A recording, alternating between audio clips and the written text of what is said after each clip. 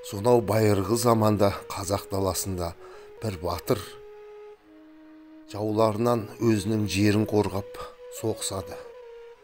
Қырғын соғыста жауларын қорқытып қаштыртып жібереді, бірақ өзі ауыр жараланады. Қатты жараланып көлге жата алмай, не істерін білмей, еңсесі түсіп жерге құлайды. Сол кезде аспаннан аппақ қазды көреді.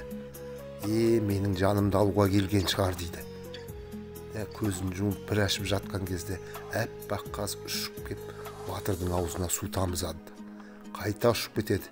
Қайтадан ұшып кеп су әкеп тағы су тамызады. Қайта ұшып кеп шөп әкеп жараларын емдей бастайды. Осыдан кейін батыр есін жинайды. Көзін ашса алдында аққаз тұр екен. Сен мені құтқардың, рахмет аққазым. Сен не айтсаң соны істейін. Қандай амалың бар? Не істейін сен үшін дейді. Сонда аққаз тұрып, мен әйелдікке ал дейді. Сонда батыр, қалай алам мен сен деген кезде аққаз екі қанатын қағып бір кезде аппақ сұлу әдемі қызға айналып кетеді. Осыдан батыр өзінің уәдесін ұстап, сол қызға үйленеді. 9 айдан кейін олардың ең бірінші нәрестелер пайда болады.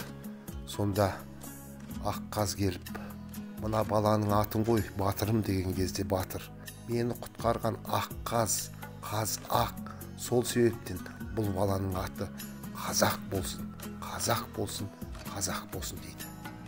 Міне аңыз бойынша қазақ атауы осылай пайда болды дейді. Қазақша ойла, қазақша сөйле, қазақ тілі бұл менің ана тілім. Қазақ тілі ата-бабалардан келе жатқан тіл. Қазақ тілі ең бай тілдердің бірі.